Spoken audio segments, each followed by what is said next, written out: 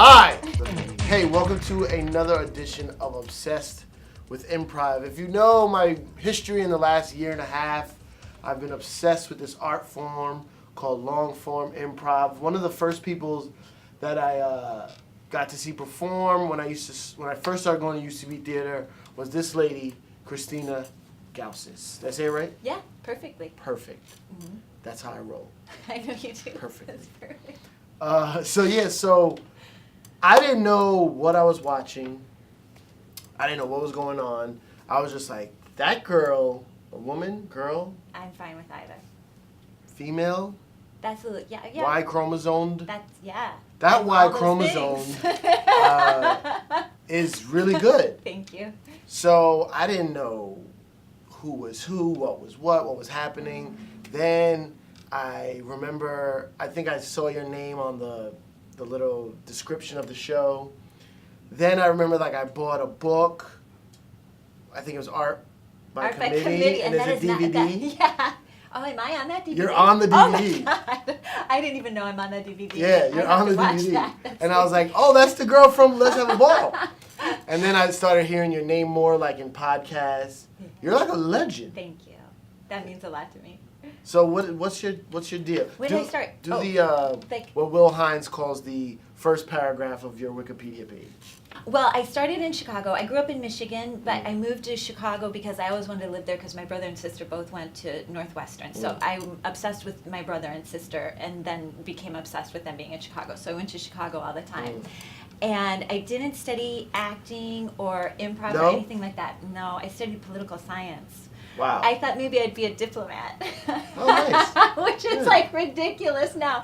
But I thought maybe I would do that. But then I started seeing theater in Chicago and then realized that's what I really wanted to do. Improv? So yeah. Or Improv. I saw Second City and I saw Improv and then I saw some other shows at the Goodman and at Steppenwolf, which are just great Chicago theaters. And Chicago has a lot of storefront theaters. Yeah. Really, there were all kinds of interesting stuff going on. So I moved to Chicago just to do improv. So really? I moved. I got a day job. I was 22. Did you do it in college? No, I didn't. Oh, okay. I didn't. And I wasn't even really exposed to any. I didn't even really see anything. But when I started seeing it, I loved it. Okay, so on that note, that's what happened to me. I mean, improv's been around forever. I've seen little pieces of short form here and there. And what is it about when you see improv that gets us so... I think it's the connection, I think it's the spontaneity, and I think it's kind of the disbelief. It immediately puts you in awe. When you see good long form, you're like, how did they just create that in the moment? It's this tremendously riveting, exciting thing that comes to life immediately. And I remember being 19, I was visiting Chicago, and I saw a Monday Night Touring Company show. And it was Adam McKay and Brian Stack in a scene where it was this ridiculous, Adam McKay played the cool professor who sat backwards in his chair, and Brian Stack was one of it. Was hilarious. And I had no idea what improv was, and I was blown away. Right. And then, 10 years later, I'm at Conan, and I meet Brian Stack in the hallway, and I was like, do you know... 10 years ago, I saw this improv scene on a Monday night that you did with Adam McKay, and Brian picked up my sentence. And he was and he was the cool teacher who'd sat backwards in the chair, and he kept putting his hand through his hair, and I was like, yes! And in that time, Brian had gotten married, moved to New York, had 2 children, our lives had changed so much. But it's that thing of it exists in memories. It's such a visceral, exciting thing, live in the moment. And I can liken it to nothing. I think of all other art forms, the closest I come to is a singer-songwriter singing, their own songs but that's only but they've for even them. written their songs. Yeah, it's only for them. But I can't think of anything where you're the pure creator, and it means so much to your audience in the moment. And you do it because it lives in memories. We don't make DVDs of it or recordings of it. Yeah, it's such a person. It's just such a personal human. And when it lights your fire, you're on fire forever. I know. It never goes away. You have to understand, I have I have a long history at this radio station. Hey, where's our thing? There's no thing? All right. Usually there's a thing here. This thing says hot 97. Yeah, oh, whatever. We could improvise. Yeah, so look at this. Hot 97. So I have a long history here. I've been here. Oh snap! Woo! It's crazy. I've been here a long time. Engulfed like hip hop. When I first got involved with it, made me feel amazing. It changed my life. It motivated me. It got me up out of my lazy teenage years and had a goal. Right. And it's like being pushed to the side now for this stupid makeup shit where I go and perform. I mean, I've DJ'd Giant Stadium, Right. 50,000 people. I've DJ'd in Japan, you know, thousands of people screaming fans. I've DJ'd for artists, concerts. I used to DJ for Jay-Z and for Lil' Kim. And I go and perform in a fucking basement of a bar with the only audience is the two other teams people performing. Who are performing, yeah. So and like I love it. And you love it, yeah. What's going on with me? I feel like I'm in like an alien film or something. You really relate to the purity of it, I think. And I know think for a that's fact. what happens, yeah. I know, like, I get bored easily. Yeah. So with improv, it's always different. Yeah. Every single time. Yeah, you always have an opportunity to make it new, and that's true no matter how long you've been improvising. You always have that. Right. It's pure creation. Yeah. And so I think, like, especially as an artistic person, like you love music and you know, you're already used to performing live. Like all of those things would resonate with you. See, that's why I get so jealous of all these people that did it in college and did it in high school and were actors and now came to UCB. The only performance that I had was doing some stand-up and DJing, which is kind of performing. Now, it's not. I'm not like performing. It's live performance. It is, in front of a but live it's audience. like. You're getting. At least I had that to get a little bit of a step ahead at doing improv. Yeah.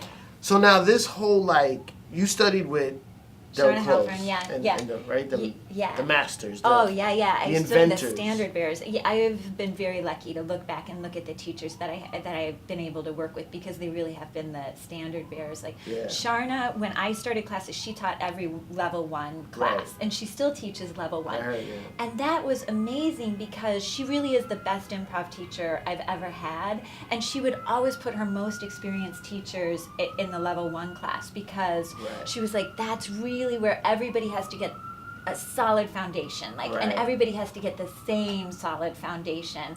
So she would teach that, and she was a great teacher. And then I had Susan Messing as a teacher, she's incredible. Peter Gwynn, Del Close was my teacher. Mick Napier was my teacher. Joe Bill was my teacher. You know, I had all of these amazing teachers who really, you know, they were like someone like Susan Messing. She was there from the beginning on one of the very first house teams, and so, and it's amazing, you know, to study with Mick Napier has a different take on long form. And Del was an incredible teacher. I was lucky. I was in one of his last classes. Before he passed away. Yeah, he passed away in March '99, and I probably studied with him in '98. I have to go back and look at that. But he was an incredible teacher, and that was a great classroom experience because you go to the dark. It was good. It was so good. Like you know, you go in and you take a class, stay at the theater, and it's noon to 3 on a Saturday, and so it's a beautiful sunny day outside, but you're in this dark theater, and everyone's afraid of Del in a good way, like in a very respectful way, not in an intimidating way where you felt like you couldn't do anything. Well, by then he was mellow. But was he a legend? Yes. Oh my God, yeah. At that time, like it wasn't. He wasn't a legend after he passed away. At that time, you already. Yeah. And you taking a class with him, and everybody's you're taking a class with like this guy who you knew. Yeah. So how much of it is like the acting part, the comedy part? We'll get to all that. But how much is like that mystical Del? What I'm hearing of like some kind of witchcraft hippie. I think he did that earlier. Like I never experienced any of that. There for, like, I was not there for like a I don't know how much is legend or is not, like a pentagram on the floor or anything like that. Like I don't know. I don't know about any of that. But well, from what you learned from him, deal. was it? Oh, everything was. You know, he would say like, if you create a character, think about that whole person. Think like you're gonna follow them home and find out what they eat. you know, and he was like, look at the big picture and be honest. Everything that I remember from Del was like, be truthful and be honest in the moment. And he would stop scenes if he thought something rang false. You know, he would just say, I don't believe they're going to go to a garage sale, or I don't believe they would walk into the garage right now. And stop you know, it. Yeah, and be like, find a different choice, find something new. And so there was this feeling of like being very expansive with the work, you know, like really reaching out with the work, really connecting and really being honest and really being truthful in the moment. And he would stop you and start you again and stop you and start you again. So Wow. I never experienced any of the legendary stuff, but I did experience like definitely a great teacher, and how everyone considered him to be a guru. Yeah, when And you, he was gentle. He was firm, but you understood it right away. He was very economical with his notes and very precise. I mean, it was something that he cared about beyond belief, right? Yeah. So, okay, so now, when did you come to New York? I came to New York in, I think it was 2003, and it was because I had friends, a lot of Chicago actors, improvisers, I should say, who I was friends with, had started working at Late Night with Conan O'Brien. So like my friend Kevin Dorff and Allison Silverman at the time were writing there, and they had been saying to me for about a year, like, move to New York because we want you to do stuff at Conan. Right. Yeah, I've seen those clips. So I moved. It was so much fun, and actually Kevin and I tried to figure out one time, like I think we did hundreds, because I would Really? be there like 3 or 4 times a week doing Wow. sketches, and not everything would make it to the show. Right. But it was really great to do all this stuff live in the audience with Conan, and I learned a lot from Conan. He really knows how to end a sketch and like punctuate a joke. Yeah. And it was also that thing of like, you're live in there, and you don't get a lot of direction. You know, the show is live to tape, but you know, they don't tell you what camera to look at or whatever, and so you figure it out on your feet. So it was like a very exciting thing. Well, that's perfect for yeah. an improviser. Yeah, it was really good, and they used a lot of improvisers. But like my brother drove me from Chicago to New York in his truck, and I that night, like right as soon as we got to New York, I went to 30 Rock and picked up my keys of the apartment where I was staying, and I did my first sketch on the show the next day. Wow. So it was really great. It was really. So great. did you were you on any Harold teams at UCB or anything like that? Not at UCB. I think I was on a team briefly. I was on the Stepfathers for a long time, but that was more recently. So I was on the Stepfathers, but then I started spending a lot more time, like my agent is in Los Angeles, so I would go to Los Angeles a lot, so I couldn't be there all the time on weekends. Did you watch a lot of Harold stuff? I did, yeah, and I coached a couple Harold teams. Which ones? I don't remember the names anymore. This was like 8 years ago, so I don't remember anymore. They're not in existence anymore, but they were all great. I have a bad memory for like names turning over. We all do. Oh, really? Okay. Now, were you on Harold teams in Chicago? I was, yeah. How different is it?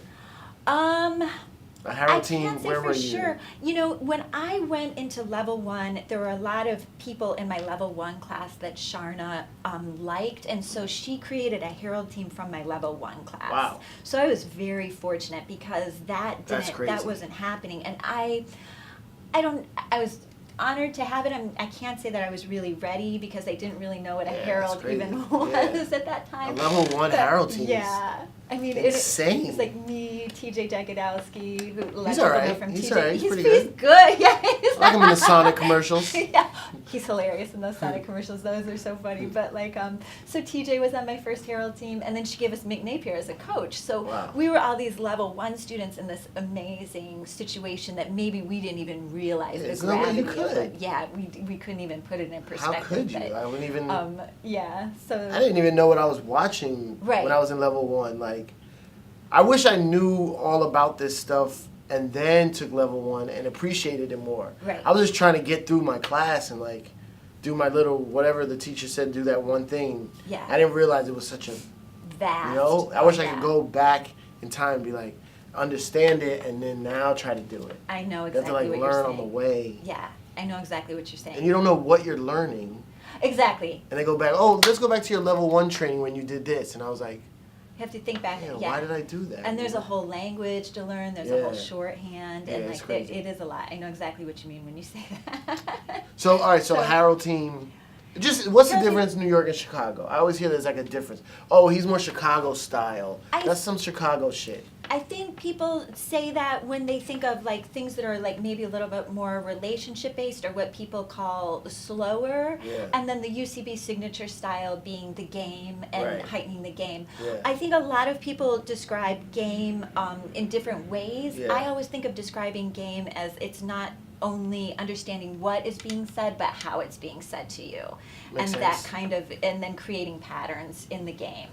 But I don't think that I don't think that there's a big difference, because I think that improvisers from both cities, you're working to achieve the same goal, which is just like really powerful improv. Yeah. And of course the UC before, like Matt and Ian and Amy, they all studied a lot with Dell. Yeah. And they come from Chicago. So I think maybe I worry that differential gets emphasized too much. Well, And I mean, I'm like a very like deep type of person where I try to find the origins of stuff. Yeah. I can tell how the UCB4 play. Yeah. That they were in Chicago and they were the faster ones. Maybe they got a little annoyed at some of the slower stuff and they were more like amped up, and then they created their own terms or way of playing. Yeah. And when they played together, they were probably like a lot faster. And they're like, well, this is the fun part. This is game.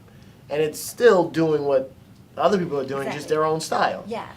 And then they came here and started their own thing, and then it Yeah. blew up to what it is now. So it's like, And they were amazing. If you ever see them perform Yeah, I've seen them live, a few like I had it was only when I actually went back to an improv festival where I saw them together as a group, and they blew my mind Yeah. because they really have just like a connection to one Yeah. another and an understanding of one another. Yeah. So they're very special as an ensemble. But yeah, I mean, I think like they it's still all about listening, responding to the very last thing that was Yeah. said to you, connecting. Like they connect great. So But I is think there- it's in either style. is there anything, okay, not theater-wise, Yeah. not UCB versus IO or Second City, Yeah. just like, do you see any difference as New Yorkers doing improv? Because, like, I'm a New Yorker, Yeah, right? right. And a lot of people I do improv with are not from here. Yeah. They're like, they move here. Yeah. So do you see anything in New Yorkers that's different? I really have to think about that stuff. I'm not 100% sure. I'm trying to You're like, think are we of, more like- arrogant? Like, oh, what the fuck? Oh! Is that the- No, I don't think 'Cause we're so. playing I the would sa- say we're all it's playing the more same game. Yeah, everybody's playing the same Oh, man. Yeah. Hey, trying to set a scene here. Yeah, New Yorkers are like, you're doing it wrong. What the fuck are you doing? Shut up! Eat this pizza! You're eating the pizza wrong! No, they're not. That's Right, like the so worst we're all- New Yorker. That's the worst New Yorker That's ever. pretty good. I just That's pretty really good. think so. Okay. I'll probably put that. I'm gonna do a one-woman show called Bad New Yorker. That's gonna blow up. No, but I don't really notice a difference because I think like I can't say that I really can't say that I do, because I see so many different improvisers who are really much like you, like what you had just said. They really want to go to the source. Like they really Yeah. go to the source, and they are open. The best improvisers are always open to many different schools of thought, Right. and hearing them and then cherry picking. Right. You know, cherry picking what works in a for them. Works and for them, For yeah. them. Yeah, in an open-minded, non-judgmental way. Yeah. Because I think what kills improv and can really damage improvisers is being judgmental or being very rigid, that this is the only way that you do it, because it's artistic. You have to be Yeah. open. Well, that's Yeah. New York. New Yorkers, I think, are judgmental or a Really? lot more fast-paced. So maybe that might be a crutch. I don't know. Maybe, I don't Whatever, know. we all I do just improv. think we're- Yeah, yeah. So okay, so Harold auditions are. If you're watching this now, it's They are this now. week, That's exciting. Friday and Saturday. Okay. My audition is Saturday. Okay. I auditioned last year. I feel I did pretty good. Didn't get a call back. Pretty good for. I left the audition happy. Yeah, Looking back, I was like, it was all right. yeah. But give me some tips, and when you're giving them to me, also, Give them to everybody. yeah. So I'll use you as the universal you, like the empirical you, like meaning everyone, like Okay. every You. improviser. Yeah, I think. Don't say you people, 'cause that's racist. my black cameraman is very upset right now. Okay? I won't say that. Okay. She's talking to you.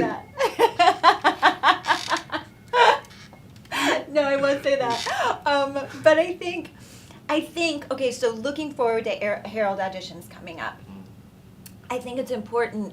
A lot of people will be like, what do I do between now and the audition to get ready? Right? Because it feels like pressure. I think the important thing to do is, instead of looking ahead that week or so, look behind you. Look at the past year, look at the past 2 years, look at what you've done, what you've taken away from your classes, your rehearsals, your groups. Have you done all of the work necessary to feel good to when you go into audition? And then that's a powerful place to be, because then you realize how much of your success is within your own power. You know, it's like, have you been doing everything that you need to do to have that day be your day? Because it's going to be your day, or it's not going to be your day. But when you realize, like, oh, I have power all of the time to always be working on my improv and investing in that, then you can feel really ready. I always think of this saying that I love, and it's, you can only change the future in the present. Meaning, you have to do today, or start doing today, what's going to prepare you for the future when you're in that place. It's a good one, right? Like when you can't go into the future. You have to start. Yeah, and you can't live your life Something in a you start day. now might affect something you do 3 years. Yeah. It's and you can't live your life in one day, you know, so it's like it's a constant ongoing process. And then you feel the power.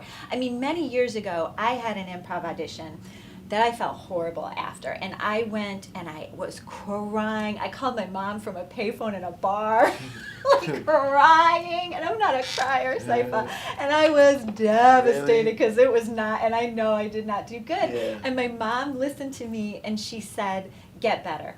And that was all she said to me. Wow. And she didn't try to coddle me, and she listened to me. I said it was bad, she believed me, and she said, get better. And it was the best advice she could. I mean, believe me, at the time I was like, you're not going to tell me I'm great. Right. And I probably was, you know, she did. She was like, get better. And I think that that's a really important thing, and it was the best, maybe the best advice my mom ever. Yeah, she's like, get so good that they can't say no to you. Right. And that's advice you get, but it's like, yeah. how do you do it? How do you get it? You just like and it's just a process of like, okay, this. I would say if somebody was going in to audition for something scripted, spend time with your sides hours. You know, the person who worked those sides for hours and hours will have an advantage over the person who just looked at them for 30 minutes and was like, I'll go in for a scripted audition. Yeah. But for an improv audition, you are your own script. Yeah. So everything that you've accomplished, everything that you've internalized, everything that you've learned, everything to make sure that you don't have any learning gaps along the way, lets you be ready for that improv audition. There's some practical things I would add in that, but I would say, like, look over, you know, look to the past year, look to the past 2 years. Have you really been like doing, like, really understanding your classes, really watching other shows and thinking about them constructively, really understanding what it is that you bring to improv? Right. You know. And then that competence gives you confidence. So what if you don't feel you bring something to improv? I mean, you know, like, you know how people say find your voice? Yeah. What if you feel you haven't found your voice yet? Because the reason why I'm asking is a lot of people say they find their voice on Herald Night. Like once they're performing. Once they get on. You know what I'm saying? So what if you don't have your voice yet and you need it for the audition? Or how do you show what your strengths are? Do you focus on your strengths? Yeah. Do you try to fix your weaknesses? I have a couple thoughts on that, and there is no substitute for experience. I think that's very true in improv. So it's understandable that people would say, like, they really discover their voice, you know, when they're performing frequently. Right. Because there is no substitute for experience.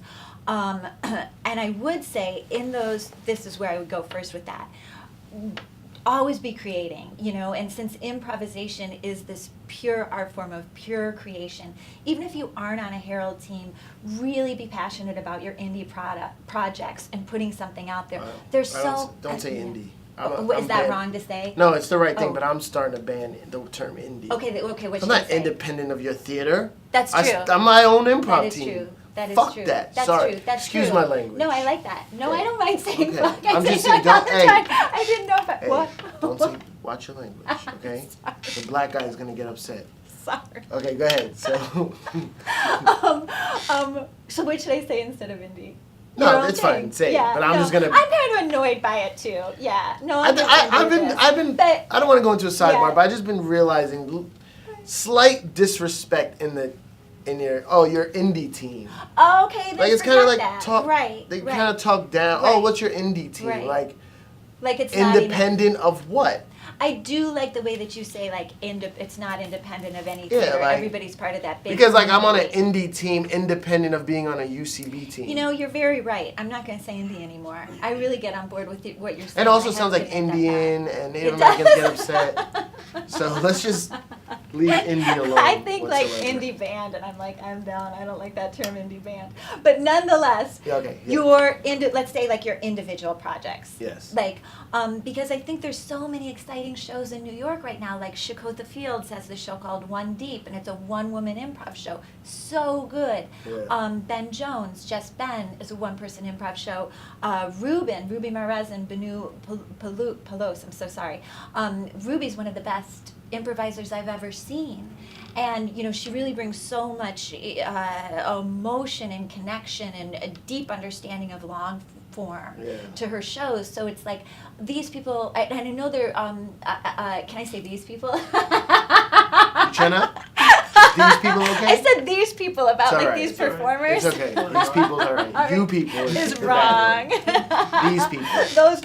So those performers, let's say, like they're not currently on Herald teams. They're out creating exciting work, and I know Right. that there's exciting, like personal projects going on at UCB. Yeah. So keep doing that, and that will help you find your voice. Right. Find the right person to work with. It's difficult to collaborate. The right collaborative person. Yeah. But go. So I think that will help a person find their voice. And then the other thing is, I truly believe there is a reason everyone comes to improv. It speaks to you in some way, and you come for a reason. Because you look at everything that people give up. It's expensive. You live in New York City. Yeah. It costs you your relationship. Yeah. You pay it costs you. It doesn't pay you, like- Yeah, and you're away from your significant other, your wife, your husband, your boyfriend, your family. You give up going on trips because you need to be there for a rehearsal. You're exhausted all the time because you're working a day job, and then you're out late at night. It is like you love it. So everyone who comes to improv comes for a reason, and they come not just to be good, they come to be great. Mm-hmm. And so there is something inside that person that is unique and special. And maybe they haven't had the confidence to really get in touch with it yet. Yeah. Maybe they don't feel safe saying it out loud, but even if you don't say it out loud, say it to yourself. Say it to yourself. It's really nobody else's business, but know it for yourself, because I really believe everyone does bring something unique to improvisation. And to define that, maybe it's quiet time. Go sit outside in Prospect Park or in Central Park and really turn off every screen and think about it. I mean, for me, I would say it's my emotional work. Would I have had the confidence to say that 10 years ago? No, I would have been like, I don't know what I do. Whatever. Well, whatever. But because you're not ready yet. But you do find that that comes. And everyone who comes to improv for all the sacrifices. I mean, look, it's like I just told that story how I was crying, sobbing, a pathetic payphone. Who uses a payphone? Payphone at this crappy bar. I don't even, calling my mom, and my mom being like, my God, my daughter's freaking out, and it's not over. It's about an audition. It's what she's supposed to do for the rest of her life. Yeah, exactly. But it does feel like yeah, it it does. It feels huge, and so I think think about it. That is something that everybody could do before the audition. Is like spend some time and really think, and be objective and be open about it. And really connect to yourself. Your confidence. There's nothing worse than false confidence. you know, that person who's like, Wow. I'm just amazing, and Yeah, that's what's why that? everybody should love me, you know, and that's not coming from a genuine place. So, and you can't fake it. You know, I have a good friend who's a casting director. I've been her reader at auditions where I'll read, you know, she brings me in, I read opposite actors. And there have been projects, she brings in the best Broadway actors, people who have won awards. They brought their awards with them. Yeah, they brought them. People, they're like, No, this Tony. helped me get the job. But like, who are actors you would know, right? Right. And going in for like big lead in series or a film.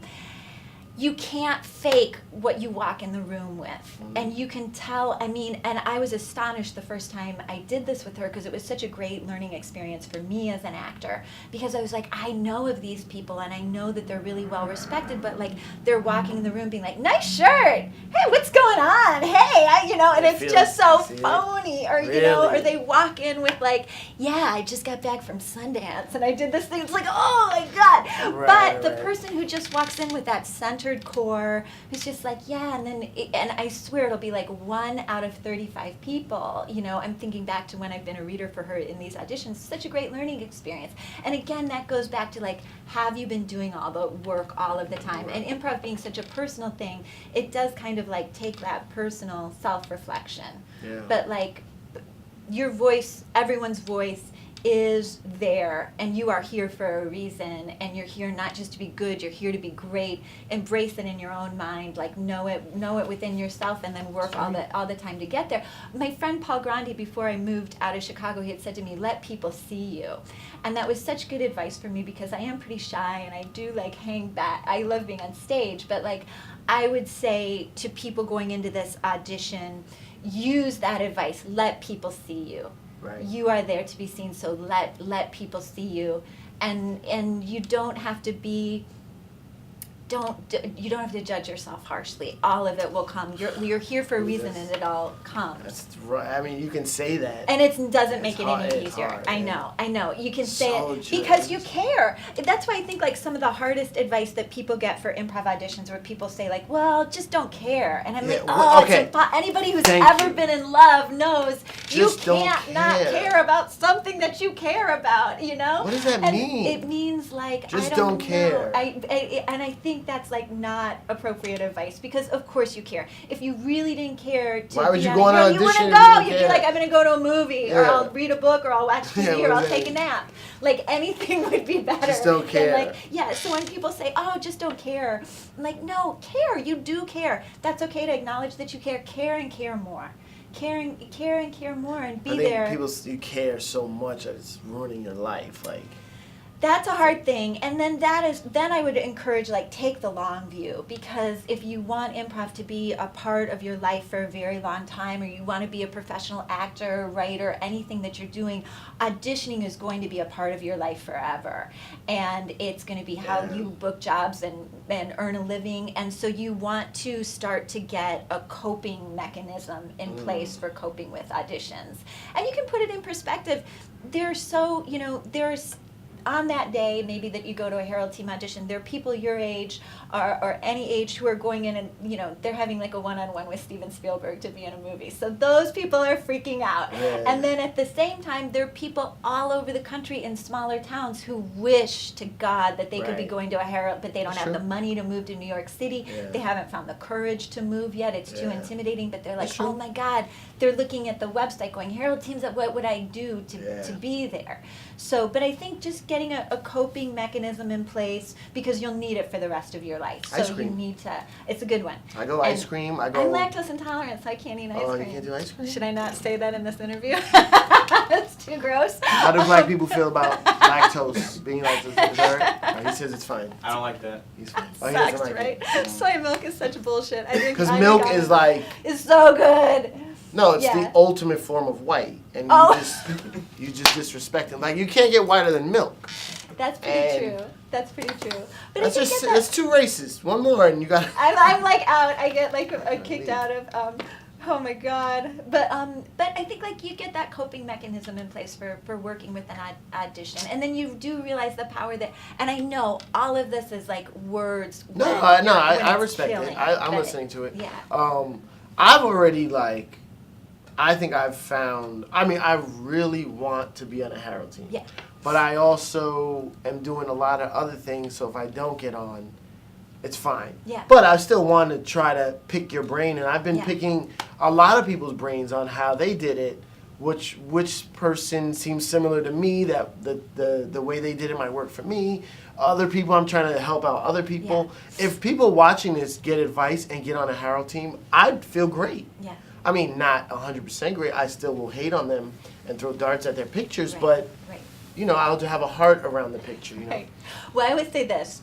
For practicality, for going into any improv audition, besides all the things we Yeah. just talked about. That was all the good mystical, Yeah, emotional like- stuff. Now, like, let's do, like, practicality. meat and potatoes. Yeah. Try to avoid arguing. I Yeah. think that's a good thing. And now, obviously, if you've seen me improvise, I love to argue in improv Right. scenes. But I think there's an art to an argument in an improv scene, Yeah, and it it is definitely is. really knowing what the other person needs from you Right. at every time. So, like, a good argument scene is really Lot of understanding. gifting. Yeah, it totally is. Yeah. Like, what you're understanding what the other person needs from you from moment to moment.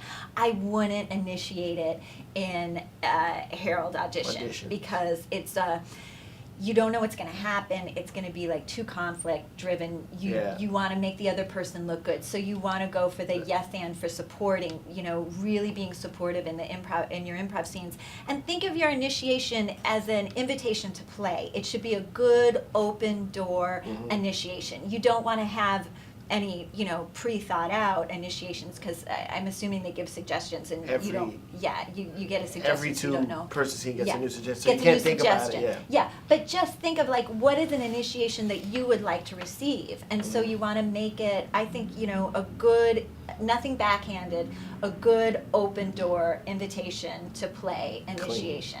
Yeah. Now you said something I want to ask you. You said make your scene partner look good. Yes. I've been asking a lot of people. To you, what does that mean? That means supporting everything. So that's what that means to me. Supporting and then heightening, through how you and whatever is the next gift that you bring to the scene. But it really is like just supporting everything that they've established as a reality. And That's how you make them look good. Yeah. Not denying them, not scripting for them, not directing them. So that's how you make your scene partner look good, not telling them what to do. One of my least favorite moves in improv is like two people are having a great scene that's like, it's active, it's vivid, and then somebody's like, sit down to the other person, and I'm like, why? That kind of like stops the action, and that would be directing your scene partner. Right. You don't want to direct them, you don't want to script for them, write for them, put words in their mouth. You're just like confidently there in the moment, really creating something powerful with them. And I think that's what it means to make your scene partner look good, and obviously not denying them. Because last time, like, it was like make your scene partner look good. I brought like hair gel and a brush. And You got some like, concealer. Why are you doing You like some lip gloss. Yeah, I was like, you want to look good? And then you're like, you look better. You really do look better. The AD was like, you haven't even started a scene yet. I was like, well, making her look good. I'm making this person look good. She was playing a stripper. I put glitter on her face. Sexy. You're like, this is like upscale. It's like, this is acting. This is Okay, good last improv. question. Oh my God, that went by so fast. Did it? What time is it? I don't know. 5:97. I hope this is. No, this is horrible. This sucks. I What's your tactics, or what do you think the best way to set the who, what, and where? Do you have do you approach that a certain way? I usually don't think that way, other than connecting, like naming my scene partner, and giving my scene partner a realistic name. Admiral O'Shaughnessy, or Officer Bell Camp, or Senator Knickerbocker. Like those are all like, okay, you're stretching, Right. Like you could just be like, oh, it's Eddie, or it's Vivian, or whatever, like naming, so that there's a familiarity, because like for an improv scene, you want to think like, oh, these characters that we've created, they've existed, like they've been existing, and now we're dropping in for 3 minutes. Snapshot of that part. Exactly. Yeah. So we're just dropping in. So these people have a shared history. They know each other. So I think like for really establishing who, what, and where. It's that shared history. It's that shared familiarity. You just label the gifts, put the gifts out there. Like, oh my God, Howard, God, you know, I haven't seen you since we broke up. You know, whatever. Yeah, exactly. That's what I do. Yeah, I like to just cut it off. Hey, I think those scenes could be fun. My friends and I, the no butt. Yeah, the no butt. It could be a new movement. Well, my friends and I were just saying, like, we want to do this show called Bore the Tech, Don't Bore the Tech, where you take like a really well-known improviser, except they're not on stage, they're up in the light booth, and so like as soon as they get bored, they just hit the lights. So it would be like, Eddie, I haven't seen you since we were bored. I don't know you lights, and it's like, oh my God, I gotta do another scene. Like it would just be like manic and crazy. Yeah, that'd be crazy. Put somebody up there like funny. Gethard or whatever, like, ugh, bore me. Or somebody like Ed Herbstman who'd be like, you're boring me, and it'd just be like lights, like two-line lights. But yeah, I think like that. I think just be like, in that moment, it's that shared familiarity, and just label it, you know, and don't be afraid to like just label it, you know, we know each other. And in that way that it's like, we know each other, we're in the moment. Okay, this is the last question. Last one. I've been struggling with this lately, or I've had struggled with it. Is there like a right choice? No, there's no such You know what I thing mean? as Like- a right choice. Yeah. Like, oh, I have to make the right choice. Yeah, no, You have to make a choice. Just a choice. Because improvisation is all about choices. So, and there's several different choices that will work in any given scene. And it's not like a needle in a haystack that you have to like dig through there and like Find the find right that one. needle, and this is the right choice, this is the key, this is the only thing that's going to work. That doesn't exist. Just point Yeah. at a piece of hay. Yeah, exactly. That's a choice. Yeah. That's a choice. It's whatever you feel in the moment that feels right for your character that you've created thus far. That's going to be true to your character as you've created him already in the scene. Or him or her already in the scene is going to be the right choice. And you can make several different choices in that moment. You just want that choice to be organic, and you want it to be connected to the last thing that your scene partner has just given to you, and come from the core of your character, you know? And so it's all about choices, and your signature style as an improviser then is developed and shows in the choices that you make, you know? See, I'm going to tell you my problem. Okay. One of my problems. One of my many problems. When I hear the word choice, it makes me think A or B. Okay. You know what I'm saying? Yeah. Like, which one is right? You Right. have to make a choice. Between two like things. if you're telling a kid, Right. do you want to eat a hamburger for lunch or a hot dog? Right. Yeah. That's it feels like the price is the right. word Is it going to choice. be this or is it going to be that? You know what I'm saying? Right. So I've been trying to use a different word for that. Yeah. Which would be like, it's not decision. I thought it was decision, but it's not decision either. Maybe think gift. The right gift. The right gift. Yeah, what's going to be your gift? And it doesn't even have to be the right gift. It's your gift. Oh, your But gift. there's something good about a gift, I think, because think about a gift when you give it to someone in real life, someone that you really love. You don't just like give them a candle, you know. You think about who they are, because Right. it And who means you are. something. And who, thank you for saying that, because that's exactly what I wanted to say. A gift that you give to someone that you love in real life, it's something that you want to make them happy, but then it's also a Right. reflection on you. You know, it's like it's a reflection on who you are, because you care about them enough to give them a gift that you feel will make them happy. So maybe I like it's it. gift. Yeah. You know, But and that's just then me. that's I'm just weird like, with words. well, that's no, but words have meaning, and sometimes, you know, it's hard to get over. Like a that test. thing. You take a multiple choice test. And it's so you have to A, B, pick C, the D, E. right Yeah, choice. Yeah. But in improv, it's like Yeah. you could pick A, B, C, or D. Yeah, exactly. There's no right one. And 1, 2, 3, 4, 5, all the numbers. Yeah, and so maybe it's gift, like the gift or the offering. A lot of times I say like what you offer to the scene, what you offer to your scene partner, you know. Should we just and change then there are improv? many. Should we just? You can use. I think there are a lot of words there are phrases and things that I think are we just misnomers completely in change improv. it. I just well, changed we've got the improv, no but so. thing going on, so this could be like a good movement. And I'm happy that you made it without Thank a third racist remark. My Yeah, God, it was me good. too. Perfect, ladies and gentlemen. Fingers crossed for the rest of the day. No, outside. Do whatever you want. Hey, yeah. It's just here because of the black camera guy. Right. Where do people find you? Where can people? Oh, you can find me. I have been spending so much time away that I don't have that much going on in New York right now. But DCM is coming up, and Right. Ellie Kemper and I are going to do our two-person show, Kansas. Nice. We're bringing that back, so I'm super excited. And we're going to have a Let's Have a Ball reunion. Nice. And I'm I'm coming to doing that. some show. Yeah, I can't wait. I'm doing some shows with Armando Diaz and with Susan Messing coming up. And Twitter. Oh yeah, I'm on Twitter, but I don't tweet very well. You but tweet. like, yeah, okay, I'm getting better. I haven't been on that long. I don't think. I'm still figuring out. I love your stuff on Twitter. Oh. I'm still finding my voice on Twitter. My Twitter. Hope I find it before Harold auditions. Yeah. Can I just read tweets in my Harold audition? That's what I'm gonna That do. would be like good. Improvise them. You're gonna be amazing in your Harold audition. Got you. And iron my shirt. Is my Right. shirt? No, I got you Is a it gift. really wrinkled? It's just for you. Is it Nice. really wrinkled? Do you know I knew a woman one time? Oh. She burned. Racist. Oh! Racist. She burned. You know I have what? to tell this story. She burned her legs because she ironed her skirt on her legs. No joke. And she was like, "Oh my God, I burned my legs." I'm like, "How'd you burn your legs?" She's like, "Well, I was ironing my skirt on my legs." I'm like, "Oh my God." Guaranteed. That's my initiation for Harold auditions. I don't care what the suggestion is. I'm gonna iron my leg. Bye. Bye. Thank you so much, Cipha. Thank you so much.